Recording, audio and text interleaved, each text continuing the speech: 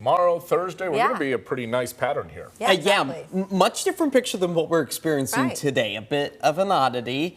We got the summer sunshine, summer temperatures. And it was so windy this morning. And windy, yeah. Definitely going to be holding on to the wind at least for the next several hours, but there are improvements on the way as those temperatures are expected to cool. But right now at 88 degrees, you can see a lot of those trees blowing in the gusty conditions. And again, that ash out towards the Mount St. Helens area, just that, ash, not an active volcanic eruption for our historic Mount St. Helens. So good news on that front is those temperatures up and down the I-5 corridor quickly warming back up into the low 90s for many of us through the valley, upper 70s in some cases out along the shoreline. And that's all because of those strong gusty easterly winds coming out of the higher elevations. As they descend, they warm up, speed up and dry out. And that's exactly what's helping to push those temperatures well above the average for this time of year. But just look at some of these pretty impressive wind speeds, 60 miles per hour out towards Crown Point, the Three Corners Rock at 50 miles per hour, and out towards PDX,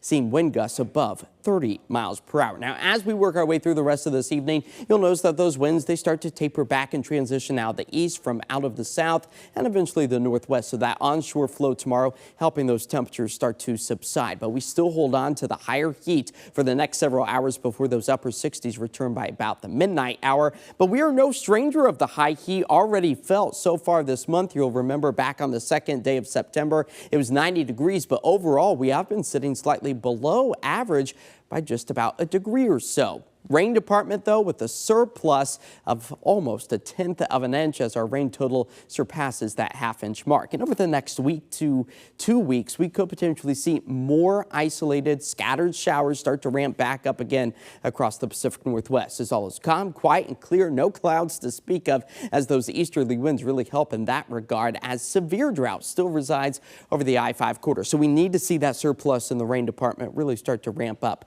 for the end of the month of September. As the ridge of high pressure keeps us hot and dry this evening, we will start to see it quickly move its way over the Four Corners states.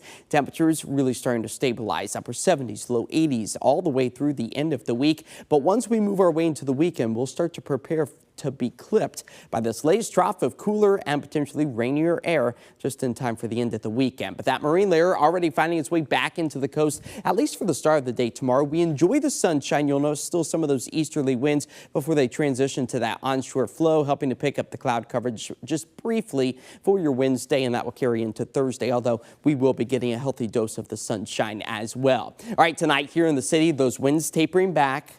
Early morning lows falling to the upper 50s. Low 80s is the end goal tomorrow, so dropping nearly 10 degrees or so from our nearly 90-degree temperature we're experiencing across the I-5 corridor. And that cooling trend, it continues to take shape into the weekend. You'll notice by the time we get into Sunday, a few scattered showers, cooler temperatures for the final day of summer. Autumn begins with a high nearly at 80 degrees on Monday, before another round of scattered showers. So that long-range weather forecast outlook for the next week to 2 weeks does paint a bit of a rainier picture for us. So autumn nearly here. Yeah, but it looks like we're still not off the roller coaster yet. Not yet. Not yet. Keep that seatbelt on. Yeah, not in Oregon. All right, thanks, Josh.